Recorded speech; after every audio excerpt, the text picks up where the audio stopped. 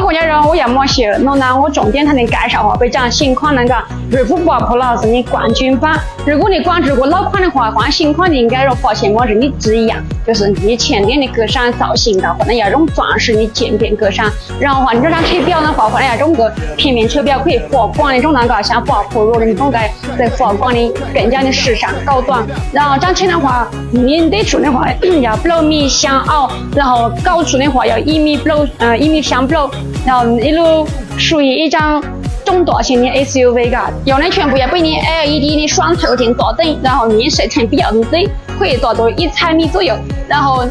你一路车的话属于一张中大型的 SUV 噶，后座的空间比较落。如果你想要享受的话就这么问题，你照样配合给你享受的配置。然后这张车的话，你高强度钢的占比达到85%噶，然后你安全系数也属于5星安全系数比较少。然后换了你改造的话，包括给你内饰没得改变，你可以弄好给你内饰噶。内饰的话，现在可能要升级为一张8 Pro 的内饰了，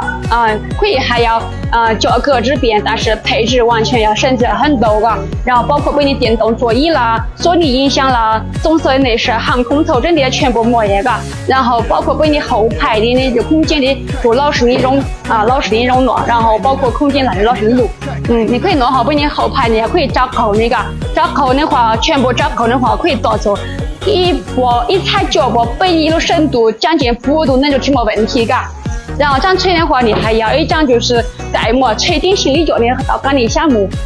带么多一点旅游或者露营，完全就没问题噶。包括找手装的脚就没问题。这张车的副驾驶话来吸引的话，副驾驶来配了么电动的调节台，主要是给你一路行车记录仪原厂自带的，包括换的芯片要815的芯片高通骁龙的最终的芯片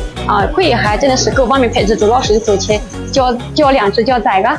然后到款的话，才老款的要一样的造型，但是你可能配么 2.0T 的，然后配的那要电动尾门海，然后想做只做就没个，你想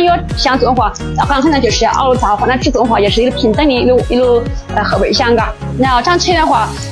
其实重点就是升级的内饰它配置，但是值得脚就在个。感兴趣的朋友可以点击我的链接，在我私信了解或详情哦。